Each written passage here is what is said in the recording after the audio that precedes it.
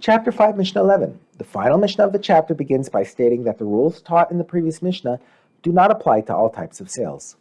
Rabban Shimon ben Gamliel said, when were these rules about how often one must clean his scales and weights stated? When one is selling items that are moist, like meat or fish. These items contain oil or fats that will stick to the weights and the scales, so they must be cleaned regularly. But if one is selling dry goods, such as grain or spices, there is no need to wipe down the scales because nothing will stick to the scales. In addition to making sure that one's scales and weights are accurate, the Torah requires the seller to give a small amount of extra merchandise to each buyer. Different places had different customs regarding exactly how to do this. In some places, the seller would add more goods to the scale during the weighing, and in other places, a fixed percentage of goods would be added to the sale at the end. The Mishnah describes each method. If the custom is to add the extra goods to the scale during the sale, the seller is required to add enough extra so that the scale will tilt for the buyer a tefach.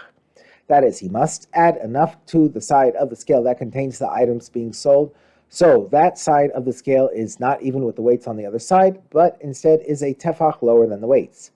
But if the custom is that he weighs the items for him only until the two sides of the scale are even, and only adds the extra as a percentage of the sale at the end, then he must give him the extra weight using the following formula. 1/10 of a measure for every 10 measures of liquids that he sells, which is 1% of the sale, and 1/20th of a measure for every 20 measures of dry goods, which is 1/4 of 1%, 1/400th of the sale. Local custom must also be followed regarding what type of containers to use when selling.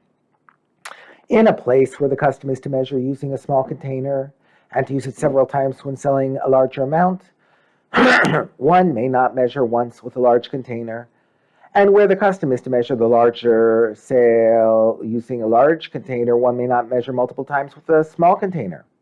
If the custom is to weigh a large purchase all at once, the buyer cannot make the seller weigh it out a litra at a time, because adding extra goods to tilt the scale by a tefach for each of many small weighings will cost the seller more. The final rulings of the Mishnah deal with customs about how containers for selling dry goods, such as flour, must be filled. In a place where the custom is to level off the container until it is even with the top, after it is filled, one may not heap the goods over the level of the top of the container.